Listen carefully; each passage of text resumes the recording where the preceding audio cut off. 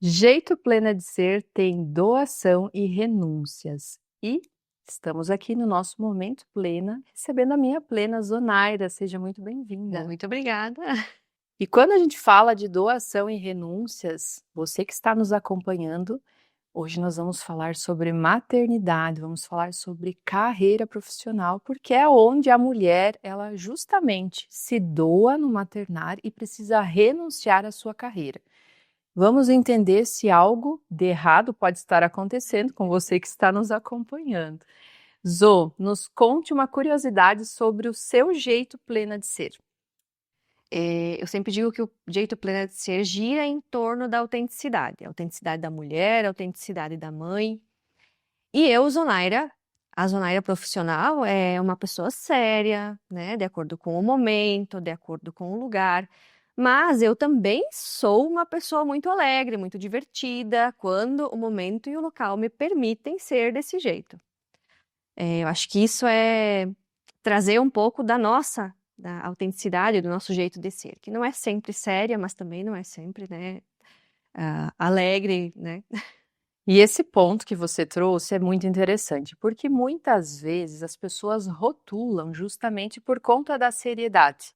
Sim. Quais são os momentos que me exigem isso? Principalmente, por exemplo, na tua área de atuação, que é uma área mais técnica, né, Zô? Sim. E também você permitir, né, o seu senso de humor para com os seus. Né? Em que momentos que a Zô, ela consegue ser ela, genuinamente ela, a Zô. Sim, eu acho que é com família, amigos, até com colegas de trabalho. Eu acho que a alegria, esse movimento de fazer uma brincadeira, fazer uma piada, não nos deixa menos profissionais em momento nenhum. Só é preciso saber realmente o momento de fazer. Não quer dizer que no ambiente de trabalho não possa ser feito, né? Mas precisa saber o momento. Né? Então pode sim. A Zonaira faz. E é isso, né? A identificação. A gente fala de autoconhecimento, a gente vai Sim. percebendo aquilo que nos representa e muitas vezes as interpretações que as pessoas Sim. têm em relação a nós, enquanto mulheres, enquanto profissionais, enquanto mãe, enquanto amiga e os inúmeros papéis que uma plena ela exerce. Zô, e nos fale sobre o que te motivou justamente a falar sobre doação e renúncias. O meu capítulo é baseado, né, em doação e renúncia justamente porque muitas vezes nós pensamos, quando nós passamos por um momento ou uma situação difícil, nós sempre achamos que isso acontece só comigo. Mas no momento que a gente para pensar, olhar um pouquinho mais ao nosso redor e não olhar só para o nosso umbigo, a gente percebe que acontece muito mais do que a gente imagina. Então tem muita gente que passa pela mesma situação. Então por isso que eu resolvi escrever um pouquinho sobre o que foi gestar o Lucas, né? Que foram muitas intercorrências. E nesse meio tempo aí aconteceu então essa transição, tipo de largar por um tempo a carreira profissional. Então foi isso que me motivou mais, né? Para mostrar para as pessoas que não é só com você, não é só comigo, com outras pessoas também acontece. E esse ponto que a Zô traz, 2 pontos na verdade, né? O primeiro, a mulher quando ela vai fazer o seu planejamento de carreira, as coisas elas vão acontecendo naturalmente. Sim. Você você organiza a sua vida para a sua carreira, você está num cargo de liderança, muitas vezes enquanto intraempreendedora ou empreendedora. Aí você pensa assim, o reloginho biológico pode ser que em algum momento ele toque, agora vou realmente maternar, vamos para essa fase. E voltar atrás, né, é um dos desafios da mulher moderna. A gente precisa falar mais sobre isso, não é mesmo, Zô?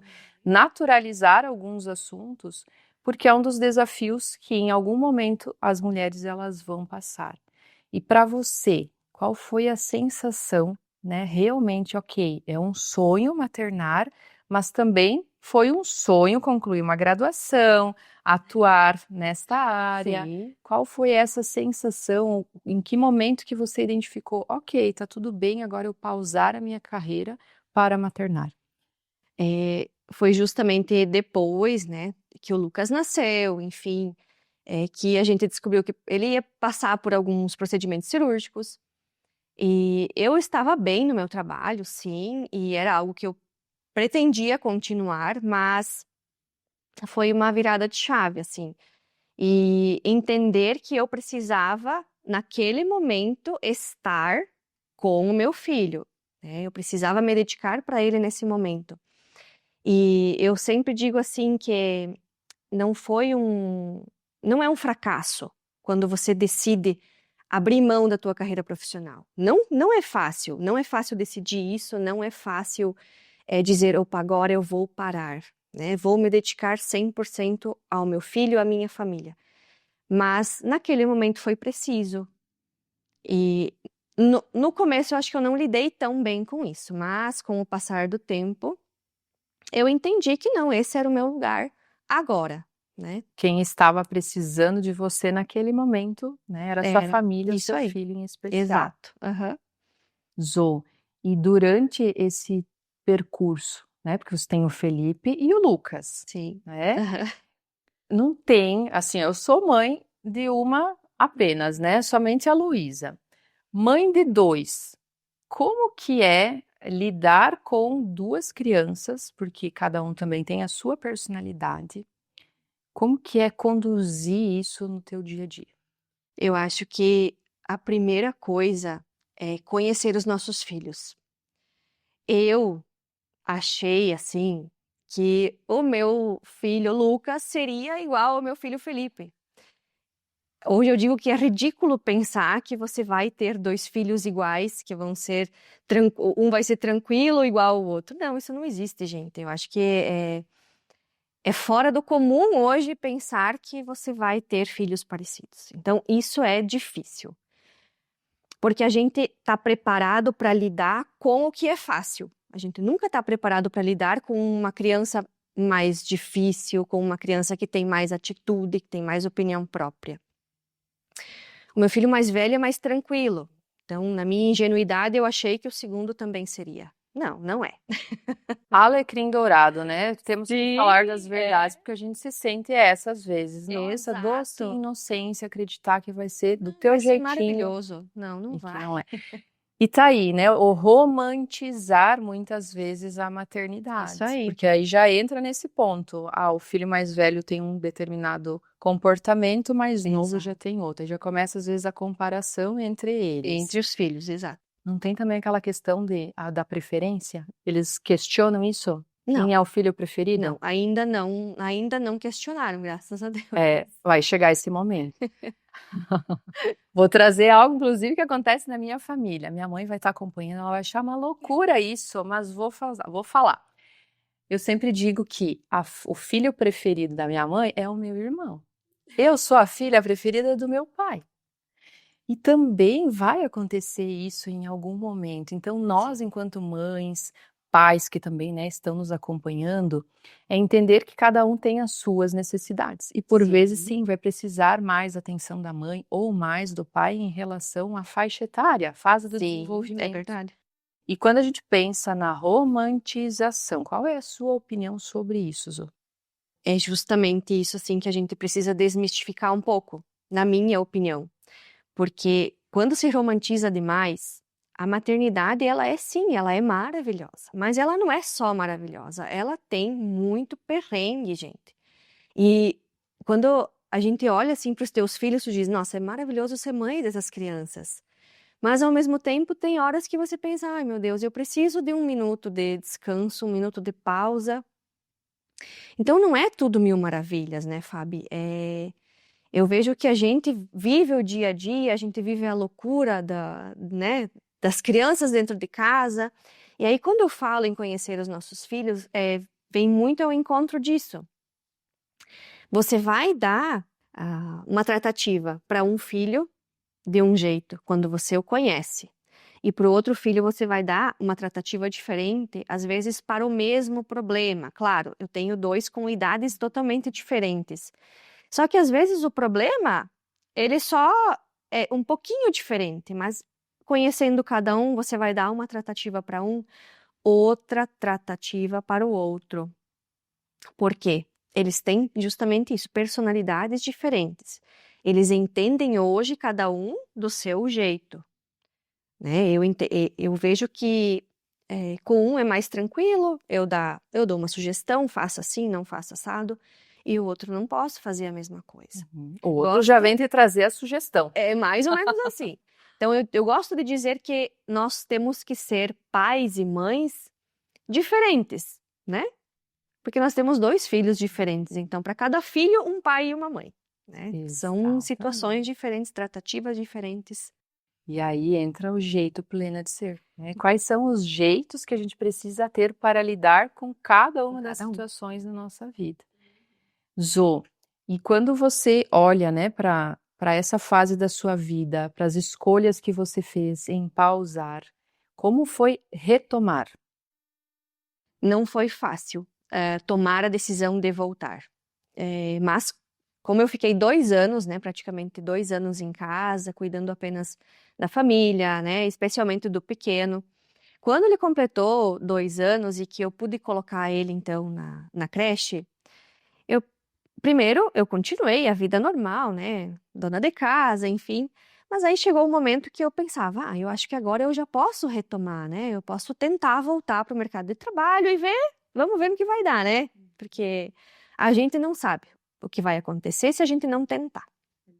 Então, primeiro tomar a decisão: "Opa, agora eu vou, né, tomar, um rumo diferente. Agora estou em casa, né, estou cuidando da minha casa, cuidando da minha família, então eu preciso pensar que quando eu voltar, a rotina da minha casa e da minha vida vai mudar completamente de novo.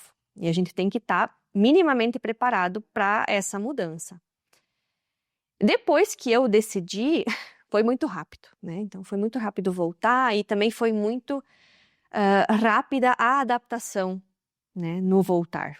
Eu acho que foi até tranquilo. O difícil foi tomar a decisão, né. Assim como é difícil tomar a decisão de parar um pouco, né, de dar uma pausa na vida profissional, eu acho que o retorno também demanda um pouco de pensar, de como vai ser, né, e vendo como tudo vai se ajustar também, né. E esse ponto da decisão é o que geralmente pega, né, nas mulheres. Não é o como nós vamos fazer, mas o que eu preciso fazer. E enquanto você não decide, as coisas elas não se alinham, Não. né? Como você falou, a partir do Uhum. momento que você decidiu, ok, essa é a minha decisão, como vamos fazer? Um dia de cada vez. O que a Sim. gente vai fazer hoje, amanhã a gente pensa no dia de Isso amanhã, aí. e assim sucessivamente. Da mesma forma, retornar. Então, também ter essa paciência, né, para com o processo. Quem está vivenciando essa mesma fase, que está nos acompanhando, é ter paciência com o seu processo. Sim. Porque pode ser que para você seja um período diferente do que foi para a Azul. Uhum. Talvez para outras vai seguir trabalhando, não vai precisar pausar, ou também não vai escolher pausar. Também tem isso. Eu lembro que quando a Luísa nasceu, eu não via a hora de voltar a trabalhar. Sim. Para mim, Fábio, o que ressoou era toda uma organização que tinha de outras coisas que eu também gostava de fazer, Exato. assim como estar com a minha filha. Então a gente acolher isso, né? Quando você fala de olhar para nós, lá para o nosso interno, como que funciona, comunicar isso, que também é um dos desafios, né? A gente falar sobre isso com o Sim. parceiro, né? Com o Exato. pai das Aham. crianças, nesse Exato. entorno. E o que você acredita que tenha contribuído dentro desse teu processo de decisão, de ok, agora vamos olhar novamente para isso, vamos reorganizar a rota? Eu acho que o que mais impactou, assim, foi o fato de eu poder deixar meu filho, sabe. Depois que então o Lucas passou por todas as cirurgias, estava bem 100%, eu tinha aquela sensação de que: "Opa, ai, agora eu não preciso mais me preocupar tanto com isso, então a minha vida já pode voltar a caminhar de uma maneira mais normal, né, sem aquela preocupação de que, agora ainda precisa 100% do meu cuidado". Eu acho que isso foi um fator importante e sempre o apoio, do meu marido, né, em todas as decisões sempre foram tomadas em conjunto. Nunca foi uma decisão só minha, nem no pausar e nem no retornar. Sempre no movimento de: "Você está pronta? Você quer isso mesmo? Então vamos lá que a gente vai fazer acontecer", né, a gente sempre, junto, né, sempre naquela E isso é muito importante, né, essa Sim, construção conjunta, e muitas vezes a mulher ela precisa se lembrar disso, né, de que sim, se ela não você está sozinha, isso né. mesmo, então tem alguém que está ali ao seu lado Exato. para contribuir para esse novo Uhum. momento. Muito bem. Zô, ainda olhando lá para o seu capítulo do livro, né, você conta mais sobre, o nascimento, principalmente, né, dos fatos que aconteceram com o seu segundo filho. E a sua programação de maternidade, foi algo que você sempre sonhou, que você sempre idealizou na sua vida? Como que a Zonaira jovem, lá alguns anos atrás, se via enquanto família? Eu sempre quis ter filhos, sempre foi um sonho. E eu, por mim eu teria assim, ó, 5 filhos, 6 filhos, né. Família grande. Família grande, porque eu olhava para a família dos meus pais, e a família era grande, eu achava isso o máximo, gente. E eu e minha irmã, né, nós somos em 2 apenas. Então eu achava muito lindo as famílias grandes, enfim. Mas claro, isso é o sonho, né, entre o viver a realidade é totalmente diferente. Então eu fui mãe aos 28, tive o Felipe, eu tive 2 situações de perda, e veio o Lucas, né, o Luquinhas também foi planejado, não exatamente para aquele momento em que ele veio, mas ele foi muito desejado, sempre, né, eu sempre depois das perdas eu realmente queria ter mais um filho, pelo menos, né, 2 então. Mas eu sempre digo assim, olhando para a questão, da espiritualidade, que eu tenho 5 filhos, né, 2 aqui, 3 que não puderam ficar infelizmente, mas conto todos, né. Então essa foi uma parte da vivência, né, o restante tem que ler o E capítulo, o né. capítulo, ó, os spoilers. E a Zô traz sobre a questão da espiritualidade, porque a Plena, ela tem esse olhar para a saúde física, mental, espiritual, fazer a integração de todas essas áreas da nossa vida, e são 5 filhos, dar um bom lugar a cada um. Sim, aham. E esse também é um tema delicado para algumas mulheres, talvez para algumas: "Ah, eu tive uma perda, como eu lidei com isso?". Como foi para você estas 3 perdas? Eu acho que nenhuma perda é fácil. E não importa se na minha opinião, não importa se foi no início, se foi, né, no meio da gestação, se foi no final. Eu acho que quem perdeu no início não sabe como é perder um filho no final da gestação. A dor, ela é intensa de qualquer maneira. Então eu vivi o luto. Eu perdi os bebês, assim, todos, sempre numa fase inicial da gestação, entre 6 e 8 semanas. Então, mesmo assim, eu vivi o luto. Eu chorei muitas, muitas vezes, eu chorei por dias, eu chorei por noites, mas eu acho que isso foi muito importante para mim, porque hoje eu consigo falar sobre, com facilidade, com naturalidade, porque eu entendo que são sim fatores que podem acontecer, né, ninguém está livre de uma perda gestacional, infelizmente, né, que bom se não acontecesse, mas é algo muito natural e quando você começa a conversar com outras pessoas, eu também perdi, né, e não é fácil para ninguém, de forma alguma, mas eu acho que a gente tem que aprender a lidar com isso e principalmente viver o luto, sabe, né, chore sim, chore pela perda, porque foi uma vida perdida, sim, e você sonhou com aquilo ali, você sonhou com a maternidade, com, né, viver, com aquelas crianças que foram planejadas, enfim. Eu acho que a gente sofre e precisa sofrer aquele momento mesmo, assim. Eu entendo dessa forma, sabe. Até porque nenhuma gestação é igual, Sim. assim como também aquilo que acontece muitas vezes, você tem a idealização de uma Uhum. gestação agradável, que vai fluir, como nos filmes, muitas Sim, vezes. é. E às vezes você vai se deparar com algumas situações no meio do caminho, né, durante o percurso gestacional, Exato. e que também pode te tirar do eixo. E aconteceu isso contigo também, né, Zô? Sim, sim. Eu sempre digo que a gente sonha com uma gestação realmente tranquila. A gente vê, as blogueiras, né, a gestação é maravilhosa, nossa, fazem um monte de exercício e vão se exercitando até o final. E aí você se depara com intercorrências, né, são coisas que podem acontecer. Tem gestações que são tranquilas do início ao fim. Tem gestações que não são tranquilas nem no início e muito, né? Então vai do início às vezes até o final. Eu, por exemplo, né, algumas intercorrências da metade até o final, então até o momento do Lucas nascer. E a gente nunca tá preparado para isso, né, Fabi? A gente sempre vai pensar e planejar o melhor. Você vai planejar fotos, você vai planejar fazer, nossa, um chá de bebê. E aí, de repente, você se depara com, não, você não pode fazer. Você vai, né, ficar internada, por exemplo, você vai precisar ficar em repouso.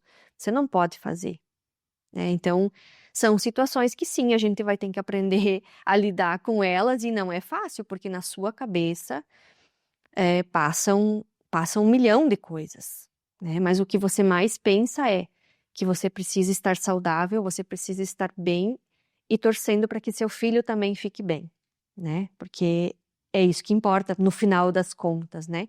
Por mais que você passa por tudo isso, mas você só se preocupa com a vida do teu bebê, que é, né, pensando em quando ele vai nascer, precisando esperar mais um pouco para nascer, porque ainda é muito pequenininho, né? E ainda assim, né, o Luquinhas nasceu prematuro, né, com 34 semanas. Era cedo, mas ele escolheu o dia de nascer. Ele que já Ele já ditou chegou. as regras chegando, né? Ao dia que vou Exato, nascer, não é quando sim. vocês querem. Eu quero sair agora daqui.